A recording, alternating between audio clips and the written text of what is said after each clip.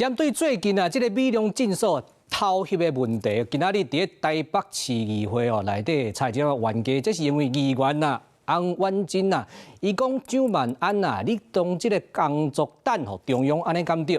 不過蔣萬安市長啊，伊就講啊，其實去年台北市政府的要求嘛，拜託衛福部愛針對這個問題來處理，即馬是中央咧補破網啊。另外，蔣萬安嘛針對民進黨台北市長參選人選票樣啦來講，人講啊，雙城論壇嘛，這款無效的代志啊，選票樣是認為講，咱就莫辦啊。不過蔣萬安是認為講，你若安尼莫辦啊，你就是將目前兩岸唯一的官方交流，來得完全封殺啊。对，現在完全不知道要怎麼樣。你知道現在消費者的退費要怎麼做嗎？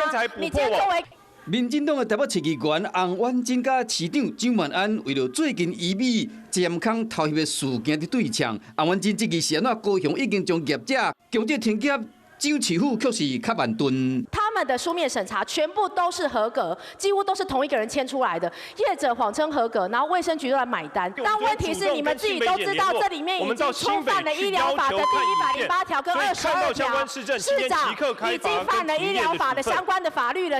原告這段時間已經到，攏還未煞。當然有人罵嘛，有人聽。國民黨議員王志平特別做球蔣萬安。市長，你服氣嗎？所以剛你一定不服氣。要不是台北市率全國之間推動這麼多友善育兒的政策，民進黨要不是選舉到了，不然他們會熱烈討論嗎？我真的是聽不太下去啊！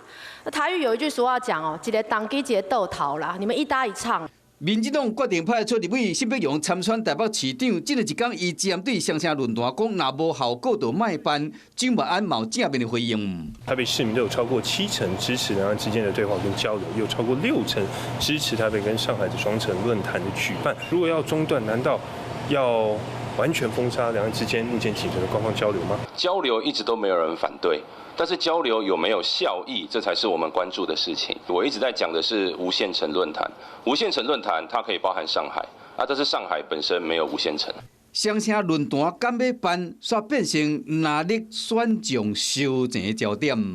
Hello， 我是林仙怡，想要搶先掌握最及時的新聞資訊嗎？趕快訂閱、按讚、開啟小鈴鐺，鎖定華視新聞 YouTube 頻道。